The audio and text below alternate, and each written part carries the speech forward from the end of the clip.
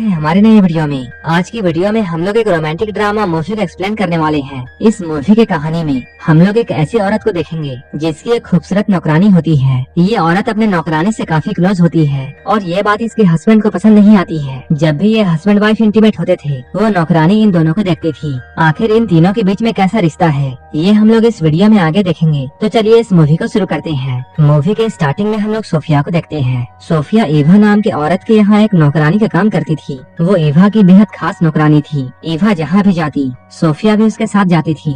कहने को तो ईवा सोफिया की नौकरानी थी, लेकिन दोनों के बीच में बहनों की तरह प्यार था। सोफिया ईवा के हर काम को किया करती थी। वो उसके खाने पीने से लेकर उसके नहाने तक का इंतजाम करती थी। सोफिया ईवा के इतने करीब थी कि ये बात ईवा के हस्बैंड जोस को पसंद नहीं आती है। कभी कभी जब ईवा और जोस नींद में होते थे तब अचानक सोफिया उनके कमरे में आकर अपना काम करने लगती थी। इसलिए सोफिया को लेकर अक्सर ही ईवा और जोस के बीच में झगड़े होते थे। असल में बात ये थी कि कई सालों पहले ईवा का घर जल गया था। उस आग में ईवा की माँ और सोफिया के माता पिता की मौत हो गई थी, जबकि ईवा और सोफिया किसी तरह बच गए थे। इस हादसे के बाद सोफिया अनाथ हो चुकी थी, इसलिए ईवा के पिता ने सोफिया को गोद ले लिया और यहीं पर से ये दोनों बहनों की तरह रहने लगी। लेकिन सोफिया के माता पिता तो नौकर थे, इसलिए बड़ी होकर सोफिया भी घर के काम काज करने लगी। एक रात ईवा के पिता की तबीयत बहुत खराब हो जाती है और तब उन्होंने सोफिया से एक वादा लिया, चाहे कुछ भी हो जाए वो ईवा का साथ नहीं छोड़ेगी। एक दिन जब ईवा नहाने की तैयारी कर रही थी तभी सोफिया खास तरह की जड़ी बूटियां लाती है और उसे पानी में डालकर ईवा को नहलाने लगती है।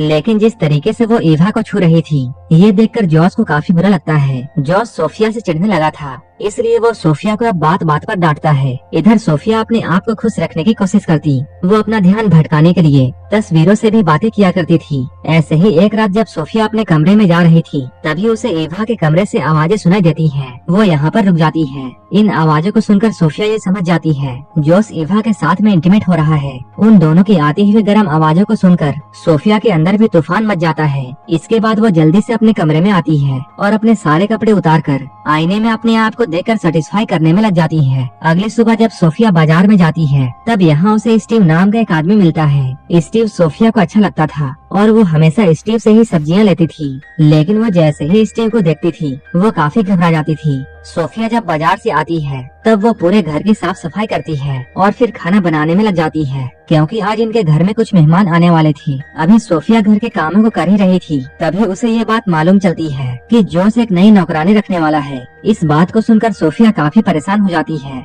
क्योंकि वो ईवा से दूर नहीं जाना चाहती है, इसलिए वो अब और भी अच्छे से काम करने लग जाती है। जल्द ही घर में मेहमान आ जाते हैं। इनके मेहमान नॉर्मन और उसकी बीवी जेनिफर होते हैं। नॉर्मन को यहाँ देखकर सोफिया चौंक जाती है, क्योंकि एक समय ऐसा था जब नॉर्मन सोफिया से प्यार करता था और सोफिया भी नॉर्मन को पसंद करती थी, लेकिन ईवा ने उससे नॉर्मन को छीन लिया था। नॉर्मन के यहाँ आने से सोफिया घबरा जाती है और हड़बड़ी में गलतियाँ कर देती है, जिसे देखकर जॉस उस पर बहुत गुस्सा करता है और वो सबके सामने सोफिया को डांटता है। थोड़ी ही देर बाद मेहमान चले जाते हैं। अब जॉस और ईवा के बीच में हमेशा की तरह झगड़ा शुरू हो जाता है और आज भी इनके झगड़े की वजह सोफिया थी। रात में सोफिया जब अपने कमरे में थी तभी ईवा उसके पास आती है। ईवा उससे कुछ भी नहीं कहती है, बस चुपचाप उसके पास लेट जाती है। लेकिन सोफिया उसे देखकर ये समझ जाती है कि उसे अब इस घर से जाना होगा। अगले दिन जैसे ही सुबह होती है सोफिया अपना सामान लेकर जाने लगती है, लेकिन जॉस उसे रोकते हुए ये कहता है, मैं तुम्हें यहाँ से निकालना नहीं चाहता हूँ, मैं तो बस इतना चाहता हूँ कि तुम हर वक्त हमारे साथ मत रहो।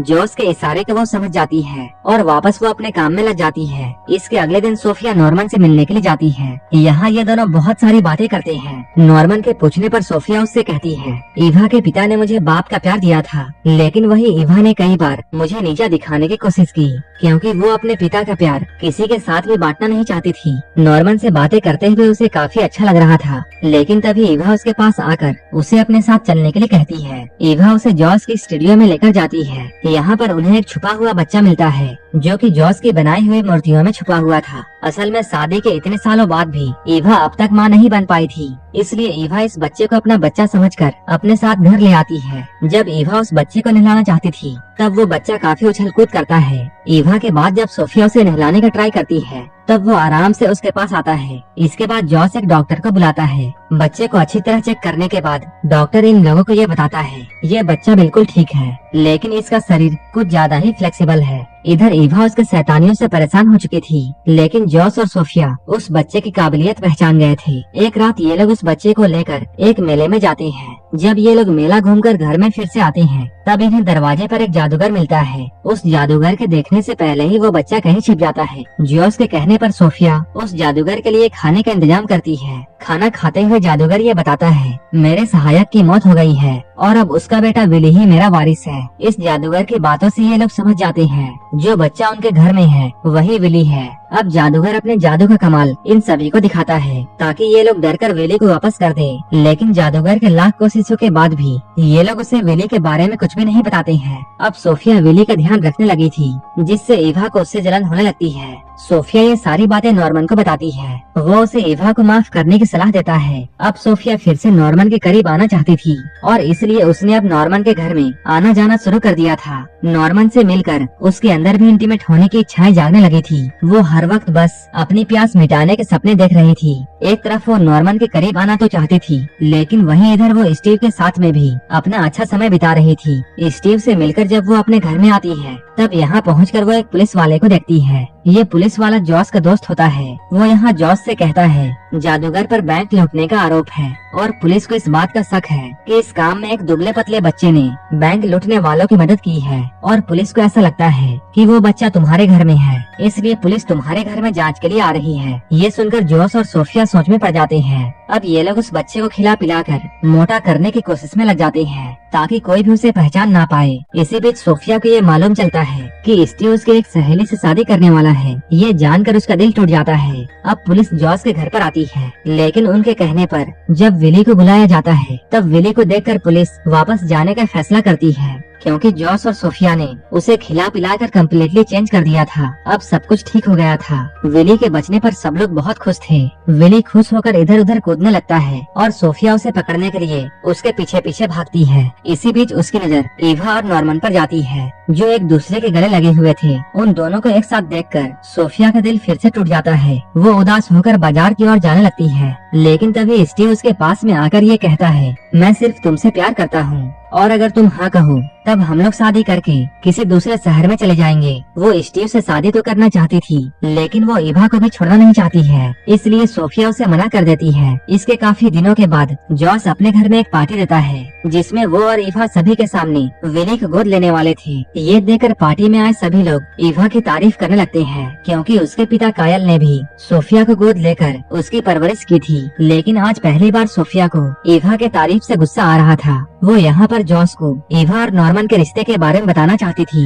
जैसे ही उसे ये मौका मिलता है वो सभी के सामने ये बात बोल देती है। वो जॉस से कहती है जिस नॉर्मन को तुम अपना दोस्त कहते हो वो तुम्हारी वाइफ का आशिक है और वो दोनों आज भी इंटीमेट हुए थे। सोफिया की इन बातों को सुनकर नॉर्मन की वाइफ को अचानक दौरा पड़ जाता है। तभी सोफिया भागकर घर में आ जाती है। घर के अंदर आकर वो अपना सामान बांधने लगती है ताकि वो यहाँ से कहीं दूर जा सके। सोफिया को अब ऐसा लगने लगा था कि वो जिससे भी प्यार करती है ईवा उसे उससे छीन लेती है। तभी ईवा भी यहाँ पर पहुँच जाती है। ईवा काफी गुस्से में होती है। वो सोफिया से कहती है मैं माँ बनने वाली हूँ। ये सब नॉर्मन के प्रार्थना की वजह से हुआ है और इसलिए मैंने खुश होकर उसे आज गले से लगाया था। ईवा के इन बातों को सुनकर सोफिया को ये एहसास होता है कि उससे बहुत बड़ी गलती हो गई है और ईवा ने कभी भी उसे नफरत नहीं की थी, बल्कि ये सब तो सिर्फ उसका वहम था। जल्द ही इन दोनों के बीच की गलतफहमियां दूर हो जाती हैं, लेकिन तभी उन्हें ये पता चलता है कि घर में आग लग गई है। सोफिया इसके लिए खुद को जिम्मेदार मानती है, लेकिन जल्द ही वो खुद को संभालते हुए अपनी और ईवा की जान बचाती है। आखिर में ईवा के कहने पर सोफिया स्टीव से शादी कर लेती है